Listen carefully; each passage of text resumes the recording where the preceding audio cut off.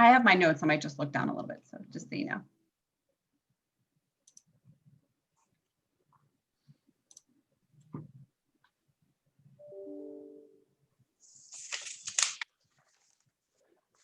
Hello, everybody. We're going to start here in just a minute. Just start to let some folks roll in here.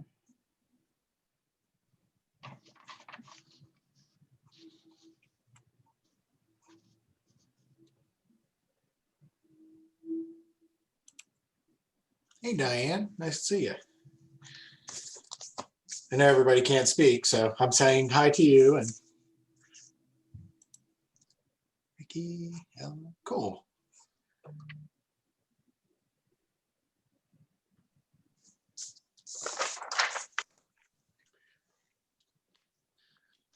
All right, well, we're letting everybody in, just some housekeeping. Heads up, if you have a question, make sure you drop it in the chat box, or you can text Joshua, is that correct, right? Q&A box. Q&A box, please, yeah, down below. And we'll get to that whenever it is timely. And we're gonna try to keep this right around an hour, right, Josh? Or less. Or less. We like hearing from Kate, so we'll be happy to hear whatever she has to say.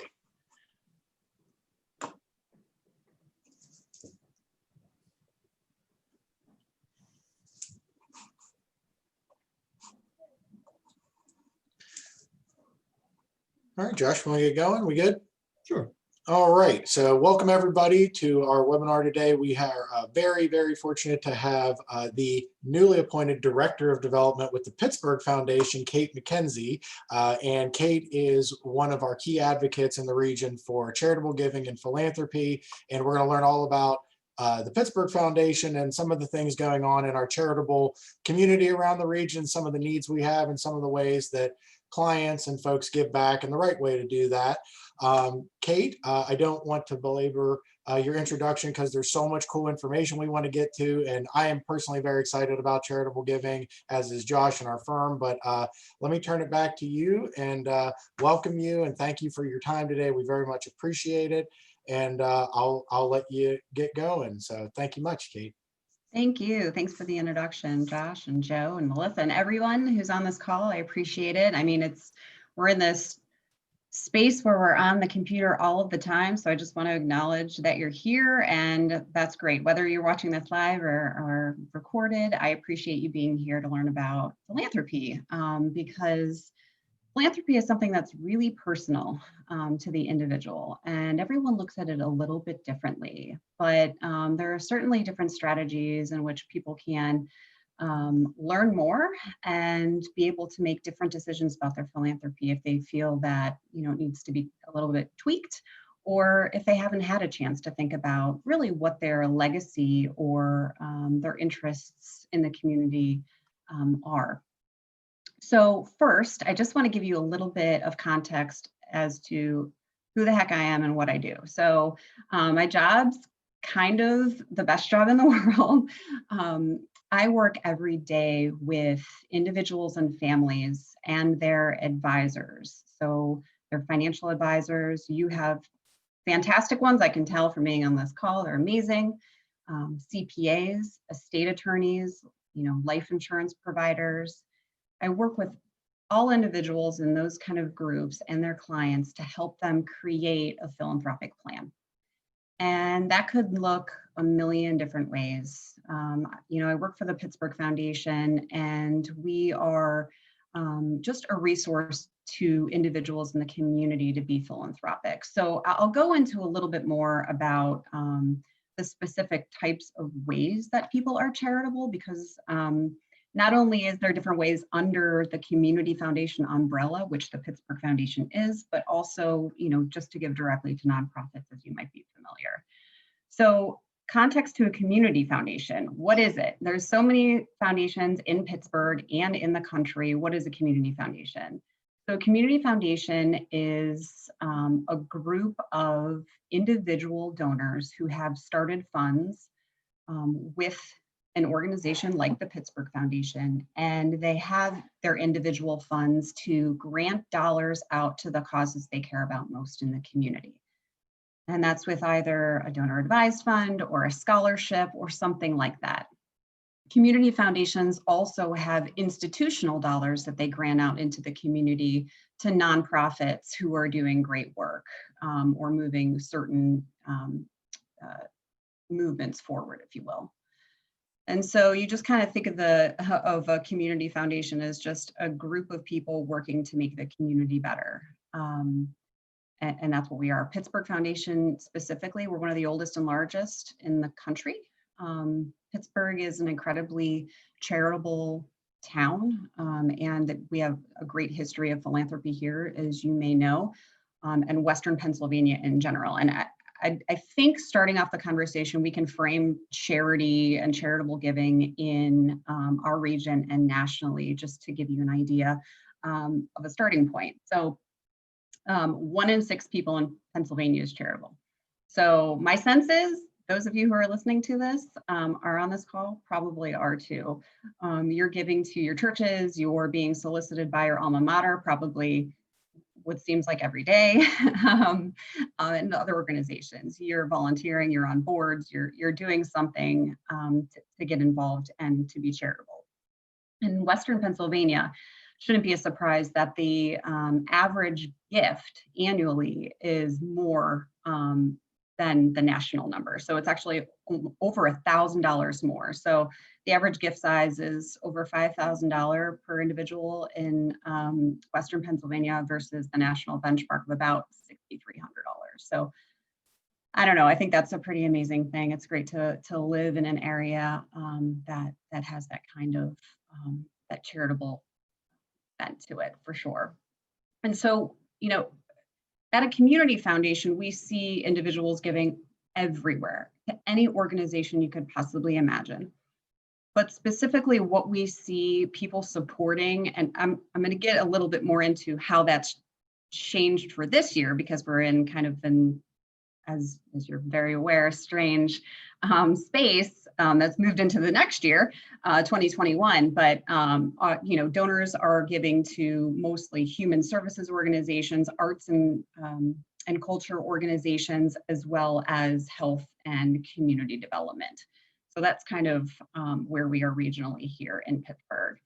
I think when I talk to individuals, the thing that I hear the most, and this is actually backed up by a ton of national studies, by larger banks, by philanthropic organizations, is that individuals know they want to be charitable, but the biggest issue that they have is making a decision on where to give their money. Because we all think it's very easy, you know, if I were to come into money, or if I, you know, have a little extra to give this year, it would be easy for me to give that away. But when it comes down to writing that check, it's actually not that easy. And if it is very easy to write that check and give that money away, the question is the organization doing the best work that they could be doing? Is this the place? Is this the thing that I care about most in this world, or that's super important to me, one of my top 3 or 5 causes in the world? And so, you know, that paired with the fact that there are so many nonprofits out there who are doing same or similar work, and just the vastness of the nonprofit sector, it can be super, super overwhelming. So there's 1.5 million registered nonprofits in the country, and there's over 3,200 around in Allegheny County and around Allegheny County. So that's a lot to choose from. So I'm just thinking about all the solicitations that I personally get, has nothing to do with the work that I do. And it can be sometimes like you're very inundated, and there's so many that are doing incredible work. It's just hard to weed through it all. So if you're feeling that, if you've ever felt that, just know that, you know, that's something that's definitely not something that you're just feeling alone. So I hope I gave you a little bit of background as to the kind of charitable sector here and how Pittsburgh specifically is in that space. But I think, you know, the conversations that I have the most with individuals, and of course it's because of my job, but the conversations that I have most are really about, how do I go about being charitable? How do I get a better plan in place? What do I need to be considering now that I'm in a different financial space in my life? And there's a million different ways to look at philanthropy and make it personal to you. And it's not necessarily about how you do it, it's why you do it.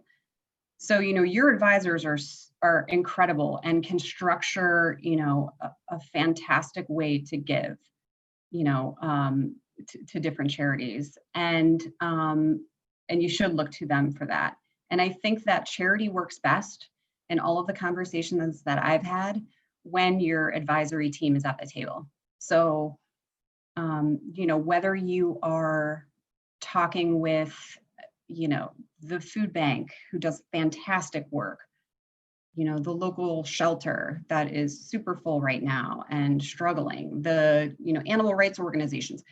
When you're speaking with those organizations or the Pittsburgh Foundation, whoever it may be, it always behooves you to include your advisor in that conversation. It just gives you the best bang for your bucks tax-wise, but then also to make sure that, you are able to do the most with those dollars in the community. So I talk a lot about gifts during lifetime is one way to give, and gifts after lifetime are another way to give. And that's really how we work with our donor population, and that's how the nonprofit sector works with their donors as well. We're just built a little bit differently, but giving during lifetime is fantastic. I mean, I'm sure we've all done this, made direct gifts to charity. So we're talking, writing a check, going online for their day of giving, and, helping them get that match, possibly using a gift of appreciated stock that goes directly to the charity. Those are hugely important to help those charities do the fantastic work that they are doing day in and day out. There's no doubt. And I'm here to just present you with another opportunity to be charitable that might make sense for individuals personally. There's ways to do it through donor advised funds. The Pittsburgh Foundation is a provider of donor advised funds. There are also other providers who do a fantastic job. So your larger bank models have donor advised fund products as well.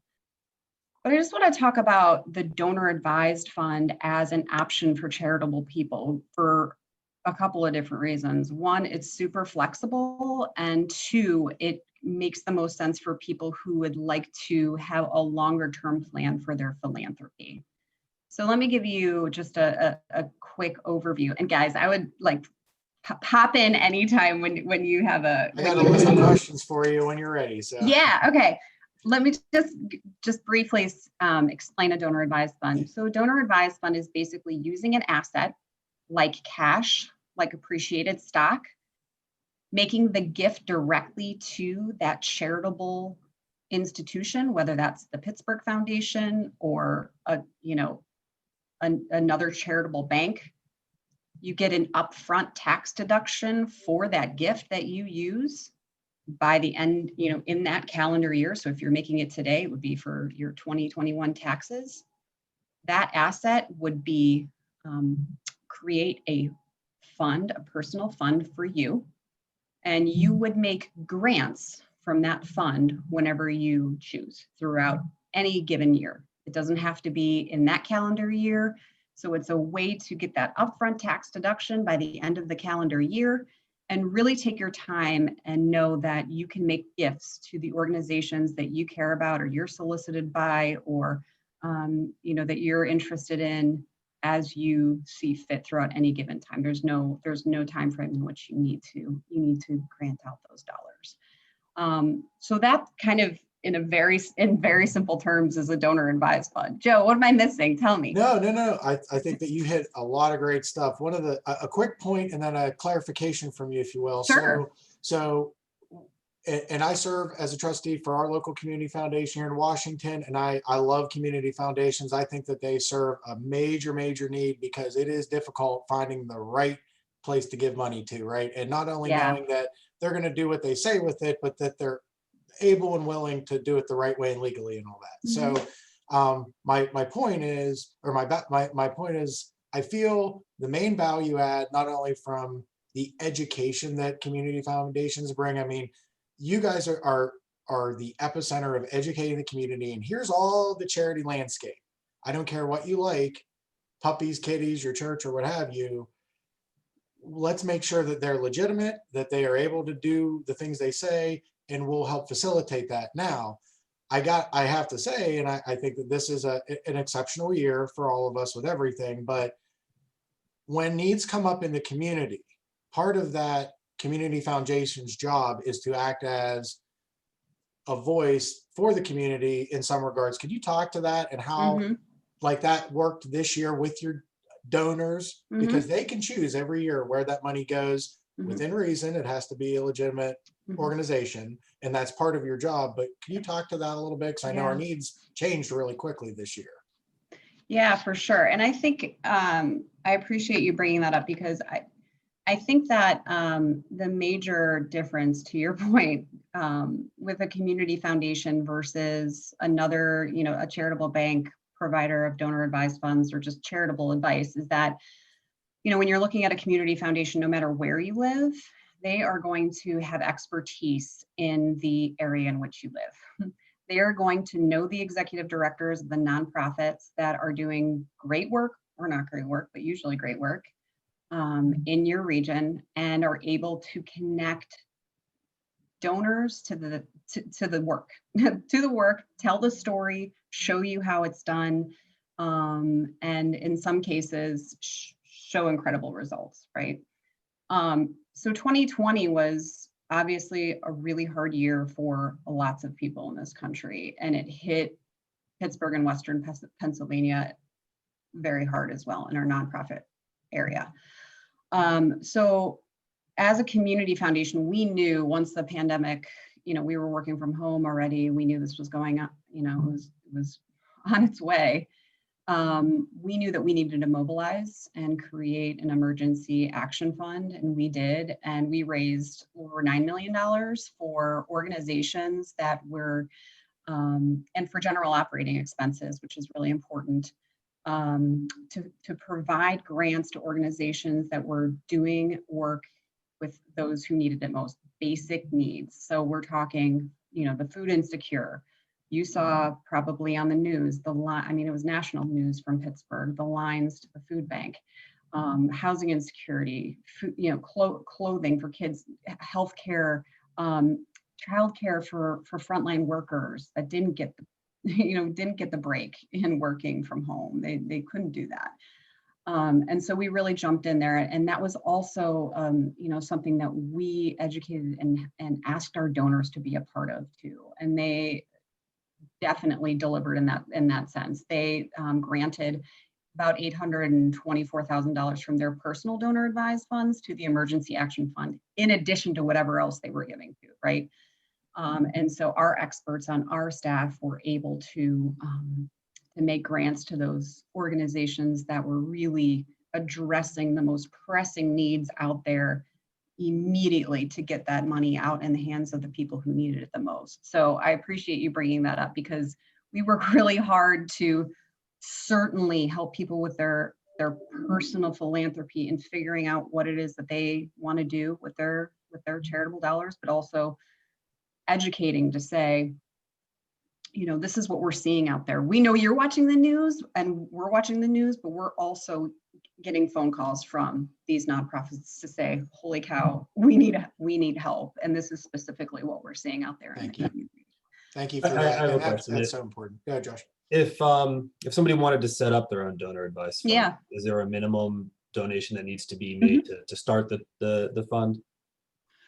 Yes. So donor advised funds, they're different over different types of organizations, but for the Community Foundation in Pittsburgh, our minimum is $10,000.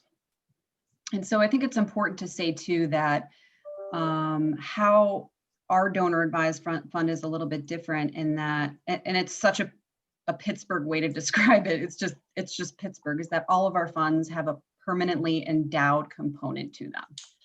So anybody who's starting a fund with us there is a portion of that fund, it doesn't have to be everything. There is a portion of that fund that stays at the Pittsburgh Foundation and is continually being invested to grow over that forever time horizon, and which Stein could do for any of their donors.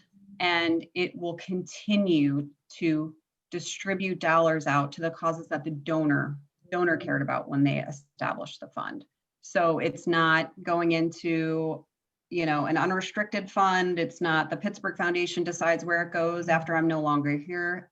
This is a donor-driven, choose your own adventure. Do you want, and we'll talk a little bit later in this conversation about the next generation, but there's also the ability to name kids and grandkids as successor advisors on a donor advised fund to say, when I'm no longer here and I'm not able to grant from this fund, I would like my 2 kids to continue to do that. And then I would like their kids to be able to do that as well. So it's really set up as a family legacy. And that was a really long answer to your question, but I wanted to those kind of things all go together because it's not, a community foundation donor advised fund is not a space where you're putting in $10,000 and you're spending it down to zero. It's an investment in your legacy and, and an opportunity to engage the next gen and really make an impact in the community. Kate, to that point, I know you serve currently on the board of the Estate Planning Council of Pittsburgh. Is that correct? I am. That conversation, and I know Josh, Melissa, and myself, we talk with clients about this, and I feel, and maybe you could speak to this a little bit, or Josh, but it's a great experience for parents sitting with their kids, normally over a holiday, and this year over Zoom, hopefully, having a conversation with their kids about where is the family going to give this year? Where's the need greatest? And where does our family feel? And I've heard so many great estate planning folks talk about that little thing. And it doesn't have to be a ton of money. It could be, like you said, a $10,000 start, or even just a direct gift to get them started. But when the family has the conversation around philanthropy and charity and giving, it's now part of our family culture. And then you change the whole culture of the family to now be altruistic. So I don't know if you want to touch on that. I think you're totally right. We see, I think most of the individuals and families that I'm talking to and my colleagues are talking to on a normal basis are less interested in talking to their kids about the money part of it, like passing down money, passing down wealth, passing down assets. It's more about passing values to the next gen. And that could be philanthropy. That could be other things too. It could be, values around money. But I've yet to really talk to somebody who's that's their only care in the world is I just want my kids to have the money. There's values that go along with that. The money helps. You've worked hard for that money. Well, what does that actually mean? Like, what did you do? What is important to you? What helped you to be successful? And how can you impart that on kids, which is super hard. I mean, I have a young child. It's hard. It's hard to have those conversations. And I think, that's where we come in with a lot of expertise and working with families specifically in that way that, if an individual and family has a fund at the Pittsburgh Foundation and they feel that they'd like to have a family meeting around this stuff, because they've never talked about it before and have no idea how to start the conversation with kids and grandkids. We're there. I mean, we have tools that we're trained facilitators in this space and can help. So, and usually, I mean, it's not around the money. It's all about the values and what everyone at the table cares about. Not just, it's not just about who's going to be advising the fund 100 years from now. It is, but what did mom or dad or grandma and grandpa or great grandpa and grandma, what did they find important? How can we all kind of work together to create a philanthropic mission for this family? Well said. Yeah, that's very important. Absolutely. Yeah. Cool. Thanks. Oh, you had mentioned this crazy day of giving thing. What's a day of giving and what does that mean? And why would I want to give money on a day of giving as opposed to any other Tuesday? So Wednesday, we are whatever. out of the day giving business at the Pittsburgh Foundation, but we are super supportive of the Oh. nonprofit sector who does that, who doesn't. We do have from time to time critical needs alerts, which we Okay. put out into the community for all kinds of different causes, and you'll see those in the news probably, or on our website and sending emails out and all that good stuff. So that might be something like a matching fund day or Yes. something like that. You have a corporate match or something like that. So Right. just to clarify a little bit, from Yep. time to time, organizations like yourself will get a match fund or something to that effect. And there will be an APB goes out or a day giving or some sort of thing where, hey, give on this specific day so we can get a better match out of this corporation or something. So just Correct. if you're involved, be on the email list, be watching it. And if you plan on giving, and maybe you're not ready to do a DAF yet or some sort of organized gift, you can still just give a direct gift, whether it's directly to a foundation, directly to an organization, etc. But try to get some more bang for your buck with these match dollars because they Yeah. come up every year. So Yep. cool. Thanks. Yeah, I and that's a just wanna great way to do clarify it. that. I'll throw one thing out there. Maybe it'll serve as somewhat of also a transition. Sure. Yeah. One thing about a donor advised fund is everything you said about it comes with a lot of work and ongoing. What other options are there for people who maybe aren't ready to go down that path? And not that that's a bad path. I mean, obviously it's a phenomenal path, but it's a commitment. Yeah. Not only from a dollar perspective, but just from a time and planning perspective. And there are many people who want to make charitable contributions, but maybe not necessarily as maybe methodically is not the right word, but they just want to make a donation and they maybe want to get a tax benefit for it. But not necessarily have the time and the commitment obligation that follows in something as significant or substantial as a donor advised funds. What other ways are there to get involved? Yeah. From a financial standpoint or from a volunteering standpoint From a or financial standpoint, yeah. Like Yeah. we were talking a little bit before the call about utilizing required minimum distributions or Yeah. gifting a highly appreciated stock or Sure. how does one do that, and how does an organization like yours help facilitate those types of donations? Yeah. So individuals, have ways to give to charity throughout the year. I mean, I think the smartest way to do it, and you guys would be able to speak more to this, is the gift of appreciated stock. There's tons of people out there with appreciated assets. Gives you the most bang for your buck to give. You can give appreciated stock direct to charity, any 501c3, and get that upfront tax deduction, and not have to realize any of those gains, and the charity gets all of those dollars. So it's just an incredible way to make a difference. Those kind of gifts are also able to be accepted by a donor advised fund. So it's it's different in that, once it gets to a donor advised fund, it's invested and growing. So if you like that concept, perfect. But if you'd rather give it direct to the organizations, that makes sense too. Also with required minimum distributions from IRAs, those can be great gifts direct to charity.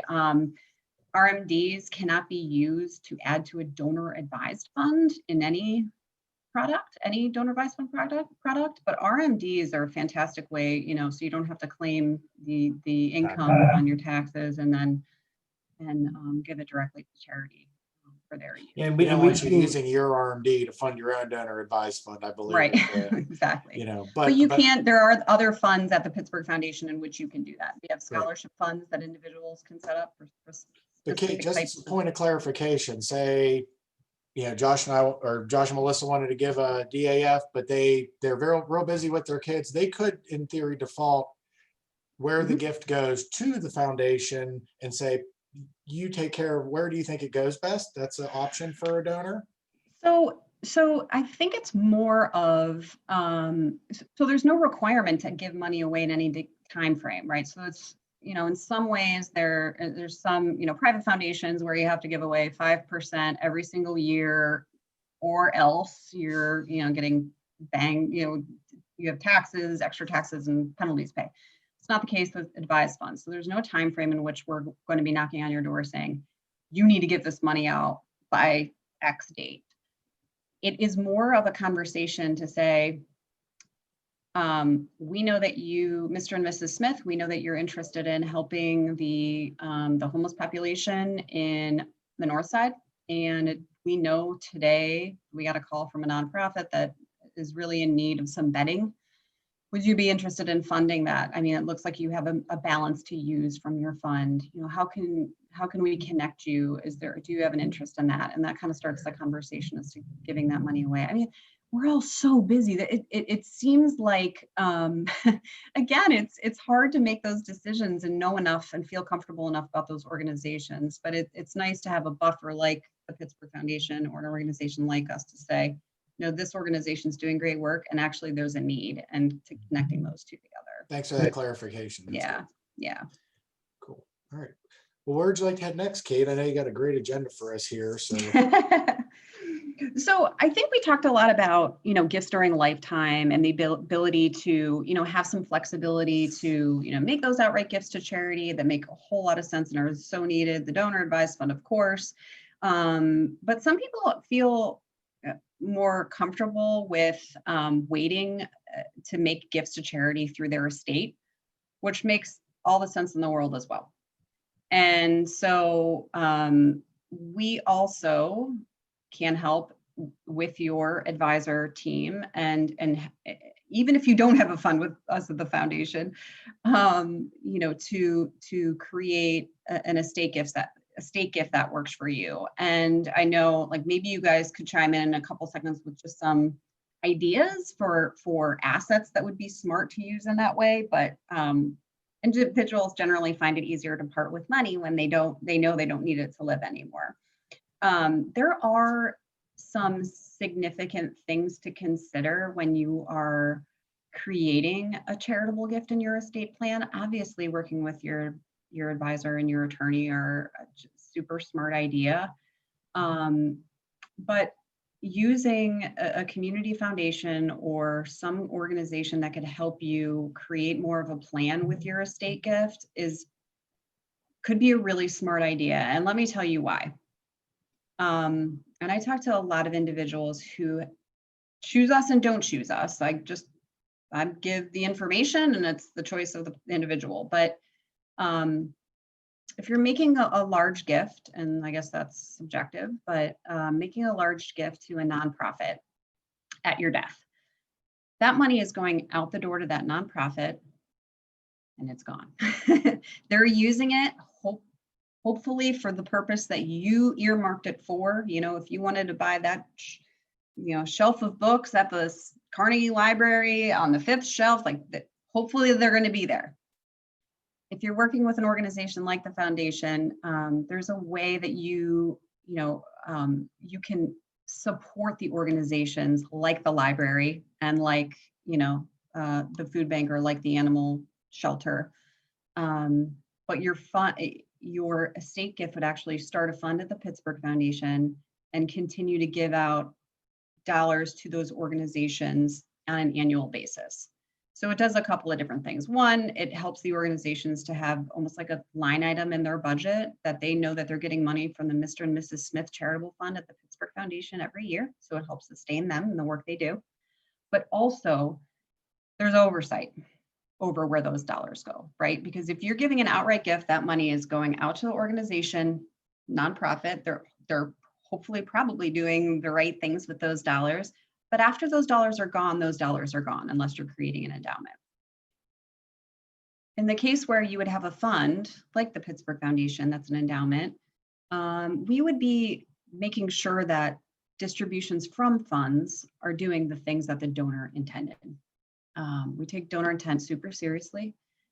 Any gifts of a certain amount, actually it's $25,000, any gifts from a fund over $25,000, we request specific information from nonprofits to report back to us, their financials, that they understand what these dollars are to be used for. So it's just another level of oversight for those types of gifts. And so estate planning, it sounds like it's always a fantastic idea. It's great. It's a very popular way for individuals to be charitable, and it's wonderful.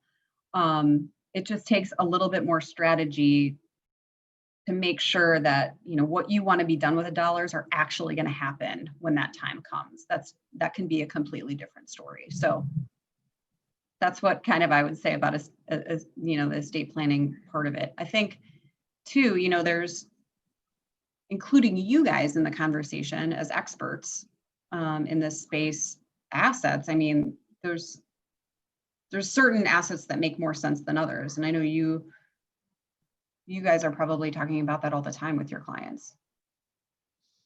Right. A lot of it is identifying, and just like when we write a financial plan, let's identify the needs, let's gather up all the data, see what we need, and then figure out what the best method for the donor, the facilitator, oftentimes a community foundation or something to the effect, and then the end charity, because a lot of these organizations that do fantastic work that we could not do without in this community may or may not be ready to manage that $1 million you want to give to them. And that's great because we have these organizations like the Pittsburgh Foundation to help us with that and continue this due diligence process and administration, because it is a specific thing. The nonprofit world is very different in its own right, and the oversight of these organizations can get a little complex, can't it, Kate? Like they're auditing and what audit they have, and have they had a fiscal review, and do they have audited statements? And I mean, there's so many things that go into looking at a nonprofit. Do you have any tips for us? Like if there's somewhere I wanted to check my local homeless shelter, how do I get a quick check on a charity and then to maybe help myself vet them? And I know I can get information on your guys' website as well about various Pittsburgh charities that you guys have already done your due diligence on and work with. Yeah. Right. Yeah. Can you talk to that a little bit? So it is really hard to go on like a Charity Navigator or any of those types of resources and really get a good idea of what the charity is doing for a million different reasons. I think a lot of individuals are saying, well, I don't want to give to an organization that has more than X overhead, right? X dollars in overhead. The reality is sometimes that's really not the way to evaluate an organization, because sometimes, to get top talent in an organization to make a change to a program, to invest in technology, there are expenses in that. And I think in some ways we are ultra hard on nonprofits in that sense. And also, by the way, if I make a gift, I want to see the impact of it. I mean, we put so much on nonprofits to prove that they are just blowing it out of the water at all times. And I think, thinking of giving to a nonprofit more as a longer term process rather than just making a gift is probably the right way to think about it. Because, if you're really looking, especially now at nonprofits, looking to address a particular need, the world has completely changed. And so, how do we know that, that they're addressing these new needs? Or how do we know that that's the right move for this organization? It could be a shift a little bit in maybe not the mission, but the strategy of this organization. I think it's smart to make a gift to an organization you feel comfortable with after talking to staff.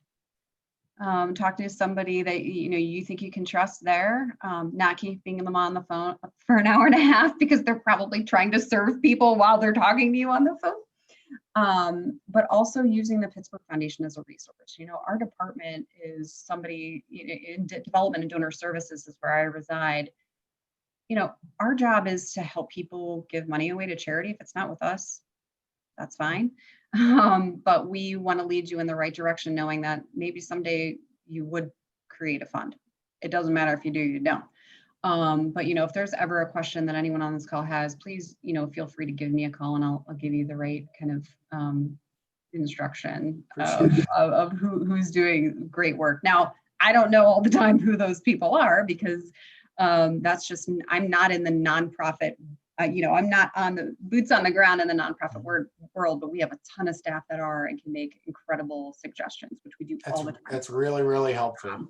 So I think a lot, and I think the way, if I'm understanding and it makes perfect sense, is think about the need that you are passionate about, and then figure out which charities need it right now, and which cause, which programs need it right now or what have you. Because it's, like you Yeah. said, it's ever changing and it's always different and the need changes constantly. And that's why we have this community around this, like your guys' organization. So that's very helpful. Thank you. Because Yeah, and I it's think when you're confusing. giving to a People around charity, and I think when you're giving to a charity too, there's so many different ways to look at a particular issue, right? So, let's just talk about hunger, food insecurity. So I could say, that's the thing that I care about. I want to feed people. I want people to have access to food. Well, is my work giving money to the food bank that is actually procuring and distributing food? Or is it more on the systemic issue that leads to the problem of food insecurity, which is more or policy?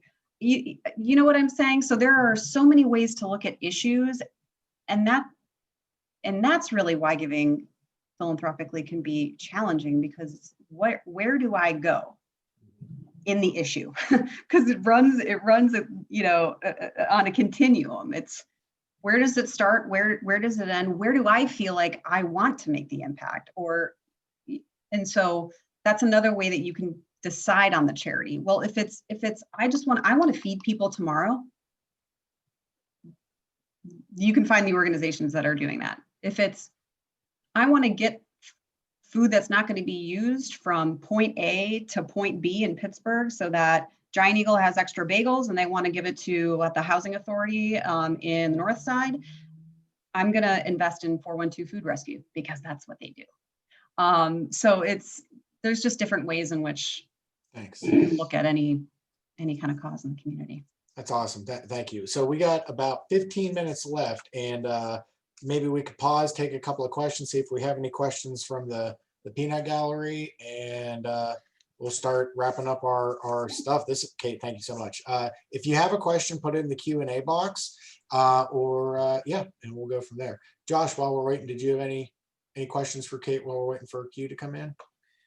Have you seen any recent trends? Were donations up in 2020 with the pandemic? Were they down because people were struggling? Any just bigger global trends? I know there were some significant changes in some of the tax laws a couple years ago with deductions and itemizations. Was that a challenge? Just your kind of overall thoughts on just the general scope of what's going on, maybe. Yeah, I think in the last probably, I don't know, 10 years, I guess. I mean, the market's been rallying for that long, right?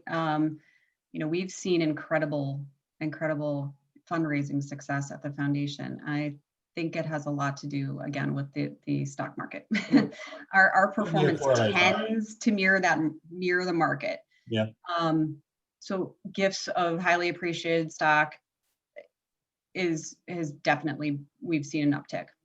The changes in tax law where less people are itemizing has increased gifts as well because of the idea of bunching. Yeah, so they're funding now to try to take advantage opposed to time. Okay, and that could be a potential benefit, I suppose, to things like donor advised funds and your organizations who help with this. So that's a good point.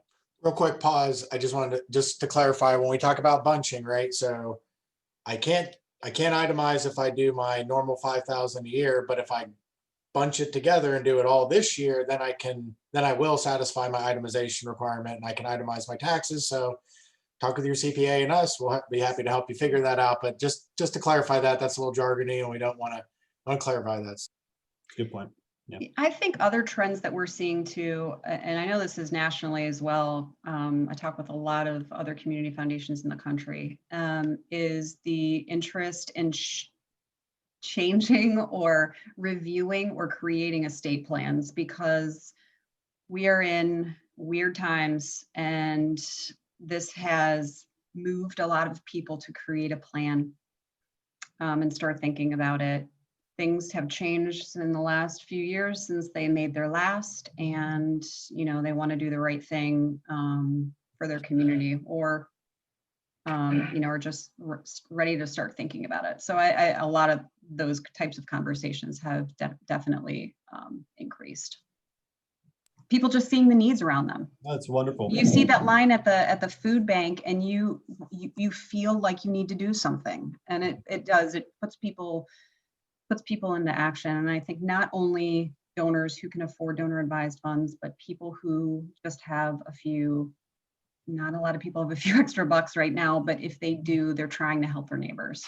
One of the things that we've seen in the civic group arena, so Rotary clubs, that kind of group, is there is a big surge in folks trying to get involved with civic organizations because they gave during the pandemic, packed at a food bank, delivered meals, worked with their local foundation, whatever it was. Everybody did something during the pandemic to lend a hand, and people remembered that that's nice and it feels good, and it feels good to give, and it feels good to give back, whether it's time, talent, treasure, whatever you're giving, it makes you feel great to do it. So I think that we have a great opportunity in this region, like you had mentioned, is extremely philanthropic in just our normal day to day. We have a great opportunity in Pittsburgh to capture that feeling, especially for kind of our generation, because it's our first time, having a real solid, like, everybody needs to buck up right now. Yeah. And it's terrifying and it's terrible this year, but it was really inspiring to see Pittsburghers come out. I mean, wasn't it? I mean, that was great to see throughout the country. Yeah, it's I amazing. haven't seen any questions in the Q&A, so we'll keep rocking. So we got about 15 minutes. Kate, what are some of the, we talked about legacy, we talked about engaging the next generation. Mm-hmm. What else do you want to hit on before we wrap? Yeah, I think all this information that, we're giving your audience today, it can be a little overwhelming. It's, I live in this world, and it's like second nature for me to talk about giving and tax smart ways and working with advisors and all that. It can be a lot to take in. So I think asking yourself or your family or your advisors certain questions that can kind of help you to figure out,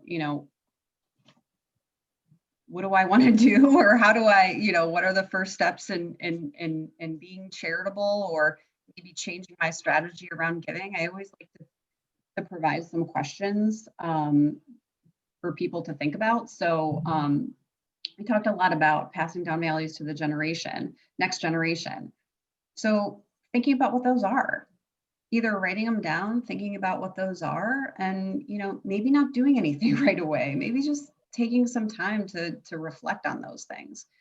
We're in our houses more than ever, taking walks outside. I don't know about you guys, on the treadmill, we have more time to think than ever. I mean, there's a lot of noise around us, but actually kind of just thinking about, what is it that I care the most about giving down to my kids and grandkids, and just reflecting on that. I also think reflecting on the time where, you made a gift, and which gift gave you the most joy for whatever reason. What is it that you did? Could have been a $25 gift to the library for whatever, could have been $50 to, the local homeless shelter for whatever. Whatever that is to you. What is the gift that gave you the most joy? Because there's a reason for that. There is something that you felt in that moment that you enjoyed, and it was good for you and good for the organization and whoever the end user was. So just reflecting on that, writing it down, would you like to learn more about that particular type of organization? Or maybe what causes the need that organization is addressing in the community. Just like a starting point. From a planning standpoint, I think a question that is always good to answer or to, reflect on is, after my kids are taken care of, or after my family is, financially taken care of, what is it that I haven't done yet? What change do I want to see in the world? Because when you take the financial part of it out of there, like, let's just say everyone's taken care of. What is it? What is it that you would do? It's not I mean, it's tied to money, but it's kind of taking that out of the equation so that you can really think about the things that are most important to you. And I think, you know, asking questions of your advisors to say, you know, we haven't talked about this for a while, or I don't know, I feel like this is the time for me to make a plan for charity. Can you help me? Those are questions that, you know, definitely can be asked. I know Stein is great at talking to clients about philanthropy. Not all advisors are, so you're lucky on this call, but, you know, just taking a look back and reviewing those types of things are really, really important. I find the financial advisor, talking to the financial advisor versus other parts of the advisory team can be just a really smart way to start the convo. Cool. We have some really cool and sophisticated ways to help clients try to identify, like, what can I do? Yeah. Not only today through either cash flow or their current assets, but then also projecting into the future. You hit the nail on the head when you said, once my family's taken care of. So once our planning and projections for them are good, you know, they're in the clear, they can achieve their financial goals within some measures of variance, what would be left that we could potentially earmark towards charitable giving? Yeah. And that could be after leaving an estate to their family, because certainly that's also important. Many people don't want to just give it all away. They want to make sure that their family is taken care of. But after you reach that, there may be something left. Mm-hmm. We can drill down on that, and we can help them figure out what that looks like and then how to plan for that today, because those dollars may be used differently during their lifetimes, knowing that they're really probably never going to touch them. And some of it's going to go to the kids, some of it's going to go to charity, and we can kind of plan for that visually on paper. And that's where some of these then other strategies come into play for now. How do we then invest it properly?